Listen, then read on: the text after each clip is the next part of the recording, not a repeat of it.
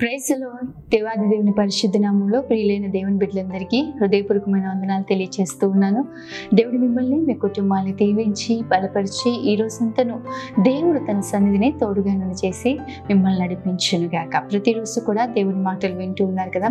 నిశ్చయంగా ఈ మాటల ద్వారా మీరందరూ కూడా ఆధ్యాత్మికంగా బలపరచబడి ఇంకా ప్రభువుని సమీపించి ఆత్మలో వర్ధిల్లింపబడాలని ప్రభుని ఎంతగానో ప్రార్థిస్తున్నాం. ప్రతిరోజు జాగ్రత్తగా దేవుని మాటలు వినండి ప్రియ దేవుని బిడ్డ.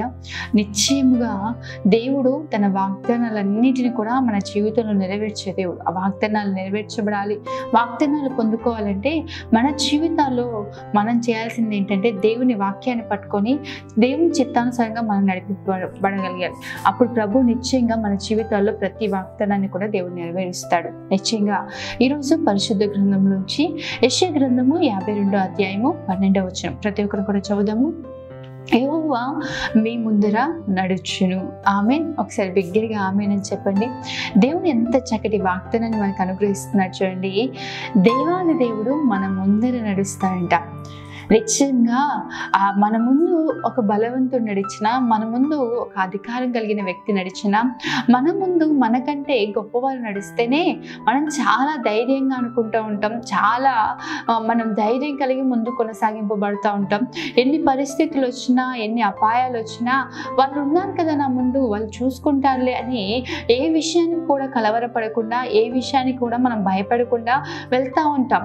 లోక సంబంధంగా అధికారం కలిగిన వారు, లోక సంబంధమైన బలం కలిగిన వారు, ఉన్నతమైన స్థితిలో ఉన్నవారే మన ముందుంటే, మనం అంత ధైర్యంగా ఉంటే మరి సర్వశక్తిమంతుడైన దేవుడైన, సర్వ సృష్టికర్త ఆయన, భూమి ఆకాశాలను సృజించిన దేవుడు ఆయన చెప్తున్న మాట ఏంటంటే, నేను నీ ముందర నడుస్తాను. ఒకసారి బిగ్గరగా దేవుని స్తుతించండి.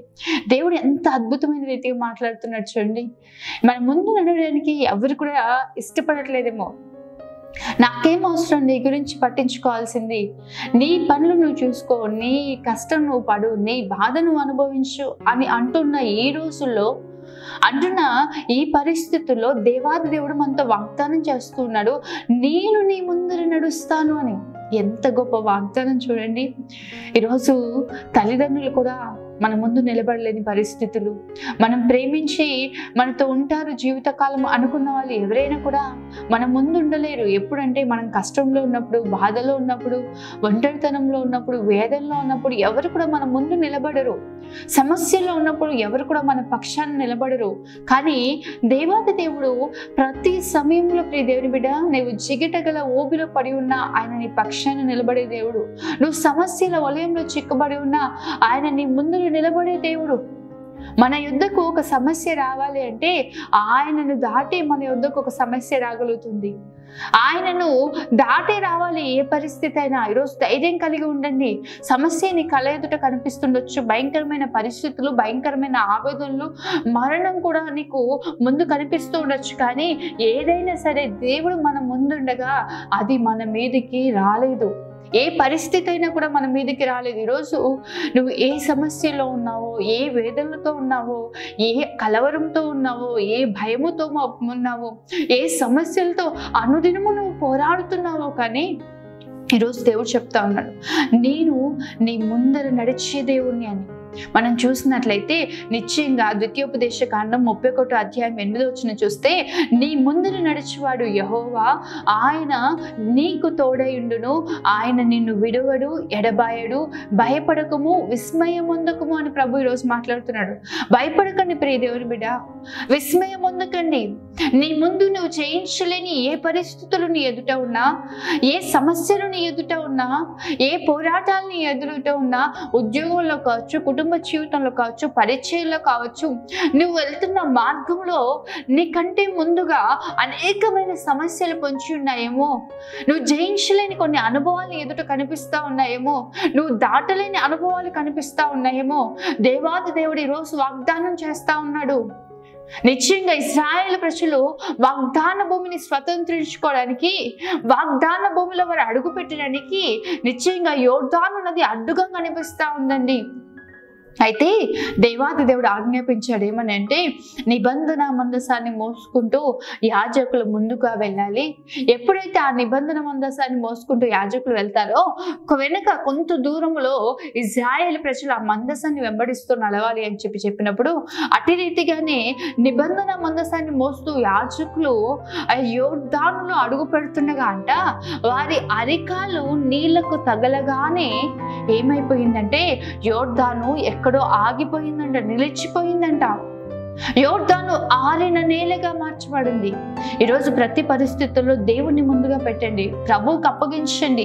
నీ భారం యెహోవా మీద మోపము, ఆయనే నిన్ను ఆదుకుంటానని వాగ్దానం చేశాడు కదా.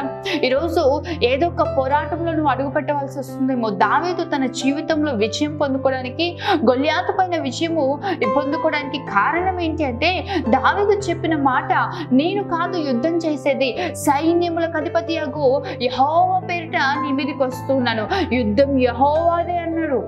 తద్వారా దావీదు తన జీవితంలో జయం పొందుకున్నాడు. ప్రియ దేవుని బిడ్డ, ఈరోజు ప్రభు పేరిట అడుగుపెట్టు, దేవునికి నీ భారాన్ని అప్పగించు, దేవునికి నీ సమస్యను అప్పగించు.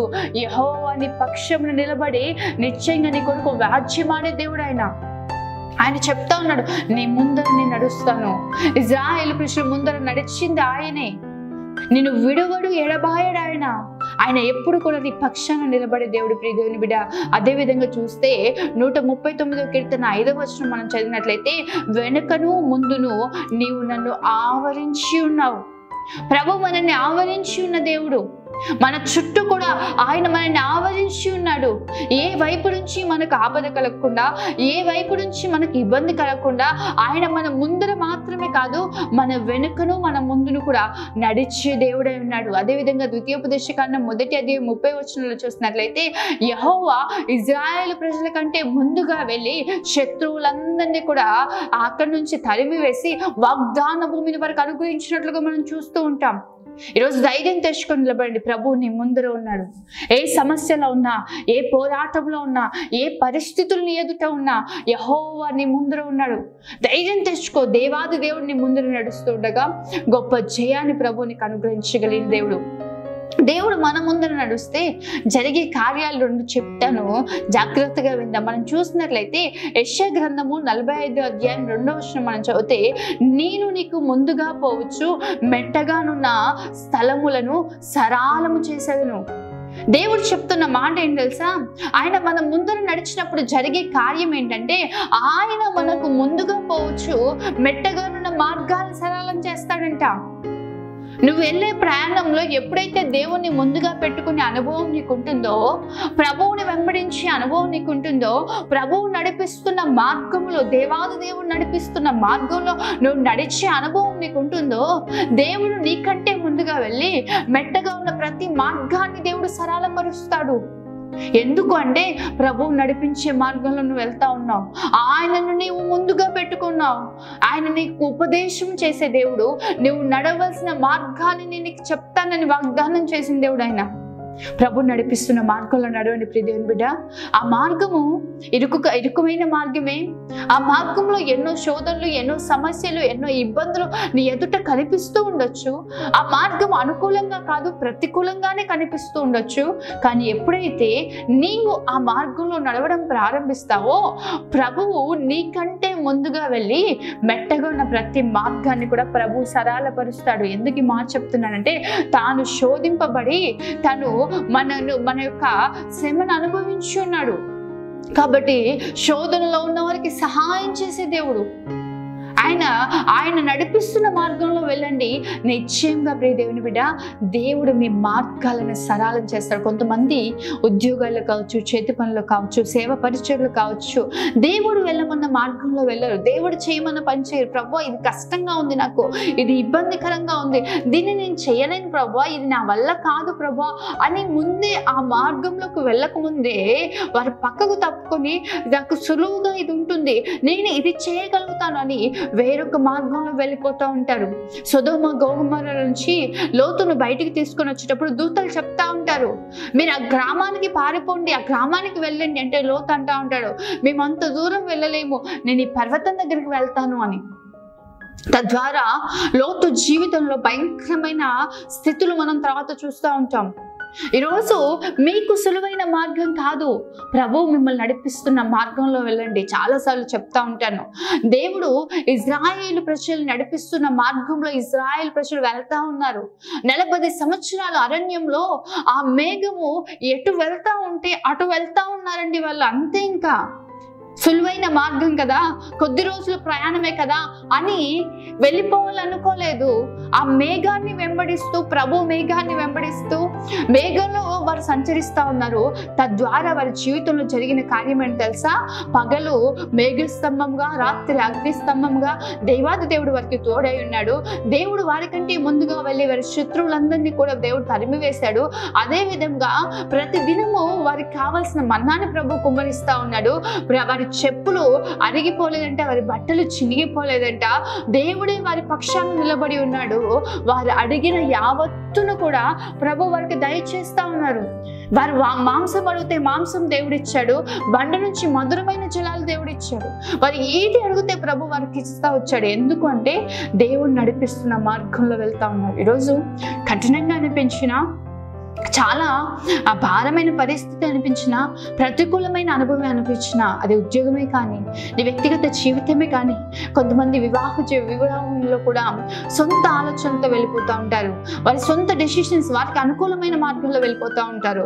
తద్వారా భయంకరమైన పరిస్థితులు వారు ఎదుర్కొంటూ ఉంటారు. వారి కుటుంబ జీవితంలో ఎన్నో పోరాటాలు ఎదుర్కొంటూ ఉంటారు. ప్రియ దేవుని బిడ్డ, ఒకవేళ అది రోజు నీకు మేలుకరంగా అనిపించకపోతుండొచ్చు, క్షేమకరంగా అనిపించకపోతుండొచ్చు, నీ కంటికి మంచిగా అనిపించకపోతుండొచ్చు, కానీ ప్రభు ఏదైతే ఏర్పాటు నీ పట్ల కలిగి ఏ మార్గంలో అయితే దేవుడు నడిపిస్తున్నాడో ఆ మార్గంలో వెళ్ళండి. ప్రభు మీకంటే ముందుగా వెళ్ళి మెట్టగా ఉన్న ప్రతి మార్గాన్ని సరళం చేస్తాడు. అదేవిధంగా మనం చూసినట్లయితే మొదటి దినవృత్తాంతాల గ్రంథం 14వ అధ్యాయం 15వ వచనం మనం చదువుదాము. ఆ చప్పుడు వినపడినప్పుడు ఫిలిస్తీన్ల దండును హతము చేయుటకు దేవుడు నీకు ముందుగా బయలు వెళ్ళి ఉన్నాడని తెలుసుకోవనమని సెలవిచ్చెను. ఆమేన్. దావీదు దేవుని సన్నిధిలో విచారణ చేస్తా ఉన్నాడు. అయ్యా, ఫిలిస్తీన్లు నా మీదకి లేచి ఉన్నారు, నా మీదకి వారు దండెత్తి వచ్చి ఉన్నారు ప్రభువా, నేను ఏం చేయాలి, ఎలా యుద్ధం చేయాలి అని ప్రభు సన్నిధిలో విచారించే అనుభవం కలిగిన వ్యక్తి దావీదు. ఈరోజు ఎంతమంది మీ ఉద్యోగంలో కావచ్చు, మీ రోజు చేస్తున్న పనులలో కావచ్చు, మీ యొక్క ప్రాముఖ్యమైన ఏ పనులైనా కావచ్చు, ప్రభువా నేను ఈ మార్గంలో వెళ్ళాలా లేదా అని దేవుని సన్నిధిలో ఎంతమంది విచారిస్తున్నారు? ప్రభు, నేను ఇది చెయ్యాలా, ఇది అనుకూలమైనదేనా, ఇది నీ దృష్టికి క్షేమకరమైన మార్గమేనా ప్రభు అని ఎంతమంది ప్రభు సన్నిధిలో విచారించగలుగుతున్నారు? ఈరోజు దేవుని సన్నిధిలో విచారించగలిగినట్లయితే ప్రియ దేవుని బిడ్డ, దేవుడు నీకంటే ముందుగా వెళ్ళి నీ శత్రువులందరినీ కూడా హతమారుస్తాడు. దేవుడు దావీదుతో స్పష్టంగా చెప్తా ఉన్నాడు. అక్కడ మనం చూసినట్లయితే అక్కడ చప్పుడు వినబడినప్పుడు, ఏ చప్పుడు అంటే కంబలి చెట్ల కొనల యందు కాళ్ళ చప్పుడు వినిపిస్తుంది. ఆ చప్పుడు వినబడినప్పుడు నువ్వు ఏం చేయాలంటే ఫిలిస్తీయులను హతము చేయుటకు దేవుడు నీకు ముందుగా వెళ్ళి ఉన్నాడని తెలుసుకో. అప్పటి వరకు ఏం చేస్తామంటే మౌనంగా కనిపెట్టుకొని కూర్చో. ప్రభువుకు అప్పగించండి. మీ ప్రతి పరిస్థితిని, ప్రతి పోరాటాన్ని, ప్రతి సమస్యను దేవుడికి అప్పగించే వారిగా ఉండండి ప్రియ దేవుని బిడ్డ. దేవాది దేవుడు ఈరోజు అద్భుతమైన రీతిగా మనతో మాట్లాడుతూ ఉన్నాడు. నిశ్చయంగా ఆయన మీకంటే ముందుగా వెళ్ళి మీ శత్రువులను దేవుడు హతమార్చే దేవుడు. కొంతమంది సులువైన మార్గాలు అనుకొని వెళ్ళి ఉద్యోగాల్లో కావచ్చు, వ్యాపారాల్లో కావచ్చు, కుటుంబాల్లో కావచ్చు, భయంకరమైన పరిస్థితులు, భయంకరమైన మనుషుల మధ్యలో జీవితం కొనసాగిస్తూ ఉంటారు. ఏంటి ఇది సులువుగా అనిపించింది, నా శత్రువుల చేతికి నన్ను అప్పగించేసావు ప్రభు అన్నట్లుగా ఉంటుంటారు. కానీ నీ శత్రువుల చేతికి దేవుడు నిన్ను అప్పగించకూడదంటే ప్రభు సన్నిధిలో విచారించి ఆయన చెప్పినప్పుడు, ఆయన చెప్పిన విధంగా నువ్వు జీవించగలిగినట్లయితే, నువ్వు నడిపింపగలిగినట్లయితే ప్రభు నిశ్చయముగా దేవుడు నీ పట్ల అద్భుతం చేస్తాడు. అదేవిధంగా మనం చూసినట్లయితే యోహాను సువార్త 14వ అధ్యాయము 2వ వచనం మనం చదివినట్లయితే, నా తండ్రి ఇంట అనేకమైన నివాస స్థలాలు కలవు, అయితే నేను వెళ్ళి మీ కొరకు ఒక స్థలాన్ని సిద్ధపరుస్తాను అని ప్రభు వాగ్దానం చేశాడు. నిజమే ప్రియ దేవుని బిడ్డ, ఈ లోకంలో దేవుడు మనకంటే ముందుగా వెళ్ళి మెట్టగాని మార్గాలను సరళం చేస్తాడు, శత్రువులను దేవుడు హతమారుస్తాడు. మన కొరకు పరలోకానికి ఆయన మనకంటే ముందుగా వెళ్ళి మన కొరకు ఒక నివాస స్థలాన్ని దేవుడు సిద్ధపరుస్తూ ఉన్నాడు. కాబట్టి నిశ్చయంగా దేవుణ్ణి ముందుగా పెట్టుకోండి. దేవుణ్ణి ముందు నడుచున్నట్లుగా ఆయన చిత్తానుసారంగా ఆయన నడిపిస్తున్న మార్గంలో నడవండి. తద్వారా ఈ 3 కార్యాలు మీ కన్నులారా మీ జీవితంలో మీరు అనుభవించుదురు గాక. ఆమేన్. ప్రార్థన చేసుకుందాం. మహోన్నతుడైన తండ్రి, సర్వశక్తిమంతుడైన దేవా, సర్వాధికారి నీకే వందనాలు స్తోత్రాలు చెల్లిస్తున్నాం తండ్రి.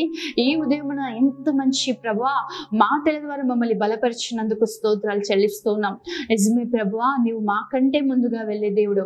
ఈరోజు ప్రభా ఎంతమంది అయితే ఈ మాటలు విని ప్రభా ప్రతి విషయంలో నిన్ను ముందుగా పెడుతున్నారు అయ్యా, నీవు నడిపిస్తున్న మార్గంలో నడుస్తూ నీ సన్నిధిలో విచారిస్తూ నీ నడిపింపు చొప్పున నీ బిడ్డలు చేస్తూ ఉండగా అయ్యా వారి ఎదుట మీరు మార్గాన్ని సరళము చేయబోతున్నందుకు స్తోత్రాలు. వారి శత్రువులను మీరు హతమార్చి నీ బిడ్డలకు మీరు జయాన్ని ఇవ్వబోతున్నందుకు స్తోత్రాలు. అదే రీతిగా ప్రభువా మా కొరకు ప్రభువా పరలోకంలో ఒక నిత్య నివాస స్థలాన్ని సిద్ధపరుస్తున్నందుకు వందనాలు ప్రభువా. బిడ్డల్ని దీవించండి, కుటుంబాన్ని దీవించండి ప్రభువా. నీవు మాకంటే ముందుగా వెళ్ళి ప్రభువా నీవే కార్యాలన్నీ సఫలము చేయమని యేసు పరిశుద్ధ నామములో అడిగి వేడుకుంటూ ఉన్నాను తండ్రి. ఆమేన్. దేవుడు మిమ్మల్ని మీ కుటుంబాన్ని ఆశీర్వదించి మిమ్మల్ని మీ కుటుంబాన్ని ప్రభు బలపరచును గాక. ఆమేన్. God bless you.